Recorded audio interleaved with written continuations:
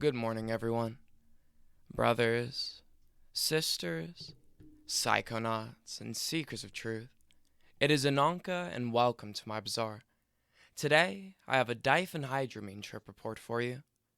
The title of this trip report is It's Just Not Worth It, and was submitted to Erowid in 2003 by the user When. With all that being said, let our story begin.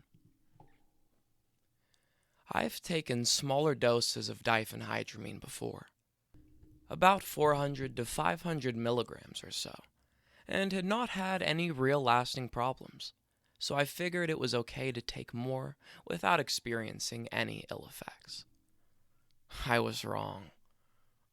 Oh God, was I wrong. I was walking to school one morning in October, and I stopped by the grocery store on the way there to pick up the pills. I purchased a bottle of 32 50 milligram gel tabs of Unisum, a sleep aid, and a Butterfinger bar. As I left the store and continued on my way to school, I downed 16 of the little blue pills. This was at about 6:30 a.m. I was looking for a way to not entirely be myself at school that day, a chance to be so out of it that I could sleep through class and just waste the day away without having to think too much. Needless to say, I got more than I bargained for. Anyway, so I continued walking to school and was basically fine until about 6:50 or 6:55 when I arrived. I walked through the building for a few minutes, but because I was a little early, not too many people were there, so I wandered back outside. Outside, I was walking past the gym when I saw this guy that I sort of knew.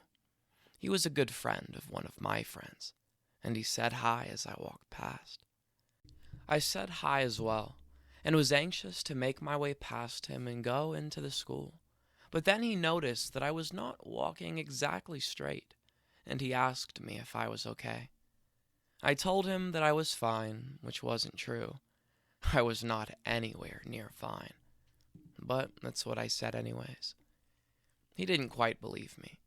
I think he thought I was drunk or something, because I was walking all crooked and kept tripping, and I wasn't talking like the most intelligent person either. At this point, I was starting to feel the effects of the drug, majorly. I was having a very hard time walking, especially with my book bag on. It felt like I was being pushed down by some unknown force, like someone had turned the gravity up and was still turning the knob. My tongue was becoming increasingly large, and it wasn't working too well. I would try to say something, and instead of using my tongue to form sounds, it just kept getting in the way. So he kept asking me what was wrong, and I kept telling him that I was fine. Just leave me alone and let me go on. But he wouldn't let me go. He was telling me that I was not okay, and I needed help. Then a teacher or someone came by. I don't know if someone went to get her, or if she just happened to be walking by. But she sat me down in a chair and told me to rest and calm down. Well, I tried to sit down, but I kept slipping out of the chair. And finally, I ended up just laying on the concrete, right outside the gym there. I kept trying to get up, but no one would let me. Some other teacher or administrator people came by, and they kept asking me questions. They were asking me what I had taken and how much. I wouldn't tell anyone, so the lady said that I had to tell her, and if I didn't, then she was calling 911. That scared me because I didn't want to go to the hospital. I had done this before, and if I just had some more time to let it wear off, I would be fine. I don't remember too much of what happened next, just bits and pieces.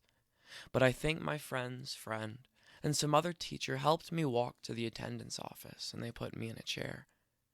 I vaguely remember the lady calling 911 and giving the address of the school to whoever was on the line. I remember seeing the paramedics come a little after that. These two guys in all blue came into the office. This is the last thing I remember until the hospital.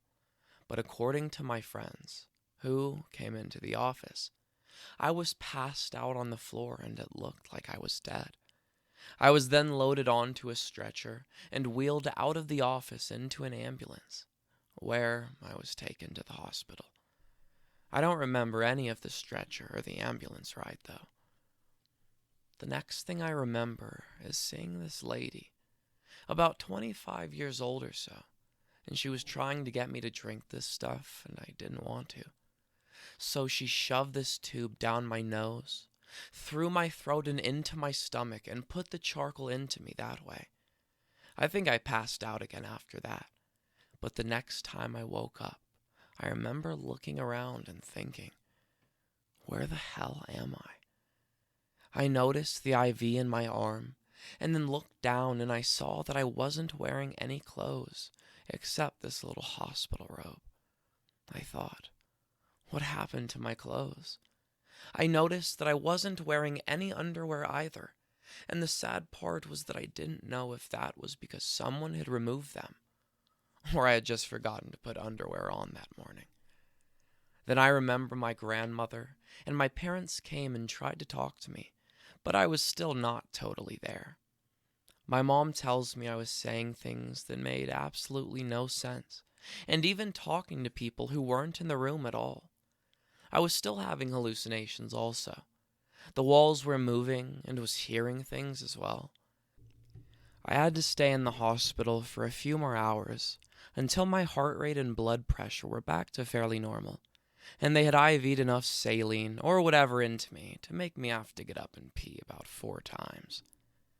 A man came in and talked to me and asked me if I was trying to commit suicide, and said that I was going to be admitted into the local behavioral center, or mental hospital basically. So I was checked out of the hospital and checked into the behavioral center, where I had to stay as an inpatient, meaning that I had to spend the night there for 4 straight days. After that, I was allowed to go home at night, but come back to the day program from 8 a.m. to 4 p.m. for 5 more days.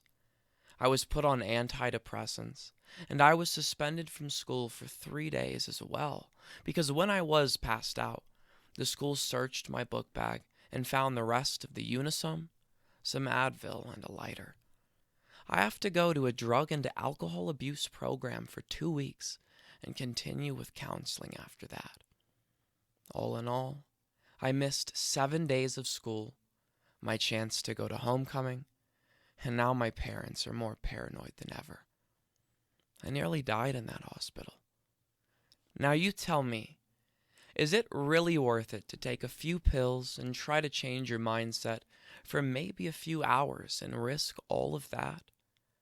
I didn't think it could happen to me either, but it did. All I know is I will never touch that drug again, nor any other. It's just not worth it.